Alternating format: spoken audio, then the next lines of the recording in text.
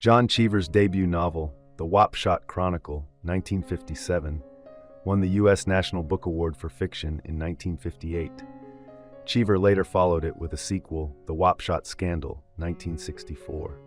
The Wapshot Chronicle centers on the lives of an eccentric family in a Massachusetts fishing village called St. Botolphs. Once a thriving river port, the town now clings to life through a few small industries and summer tourism. It is a fading port town with a tourist center filled with antique stores, gift shops, and tea rooms that evoke America's agricultural and maritime past. The protagonist, Leander Wapshot, lives on West Farm, a place filled with memories of the Wapshot family's past generations. It symbolizes a once promising heritage now facing an uncertain future. The older generations of the Wapshots were adventurous seafarers who left St. Botolphs as boys and returned as men, seasoned by the challenges of the ocean and the trade in distant ports. They had their first romantic experiences in faraway lands, remembering the allure of the islands of the Pacific. In contrast, Leander's life is bound by the declining fortunes of St. Botolphs. He has never traveled or known the thrill of adventure, leaving him stuck in the town's hardships. He relies on the charity of cousin Honora, who, despite Leander technically being the head of the family, wields the real power.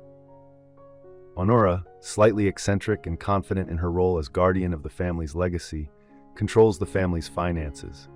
She plans to pass the family trust to Leander's sons once they marry and have children of their own.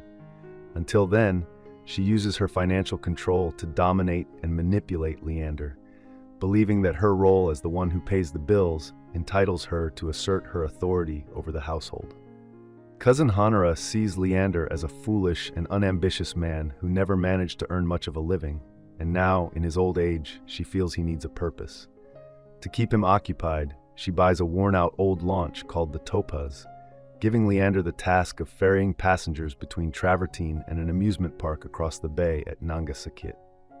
She believes this small job keeps him busy enough to stay out of trouble and provides a bit of excitement in his otherwise uneventful life. Leander's sons, Moses and Coverly, eventually leave St. Botolphs after cousin Honora insists that Moses must go, and Coverly cannot bear the thought of staying behind without his brother. The two become drifters, letting life's currents carry them wherever they may. This part of the novel explores the theme of life's endless possibilities and the randomness of fate.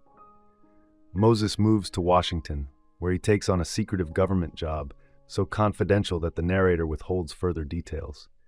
There he begins an affair with a married woman named Beatrice, loses his job, and leaves the city. He later marries Melissa, the ward of a distant cousin, Justina Wapshot Molesworth Scadden, a widow whose wealth comes from her late husband, a five-and-dime store magnate, and who embodies the excesses of the American nouveau riche. Meanwhile, Coverly heads to New York, hoping to find work in a carpet business owned by the husband of a wealthy relative.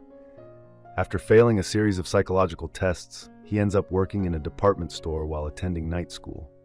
During this time, he falls in love with Betsy McCaffrey, a woman from Georgia, and they get married.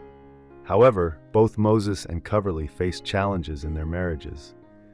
Melissa becomes cold and distant, refusing intimacy, as they are forced to live under the shadow of Justina's grand mansion. Coverly's marriage to Betsy falters when they move to the planned community of Remsen Park, where Betsy struggles to fit in and make friends.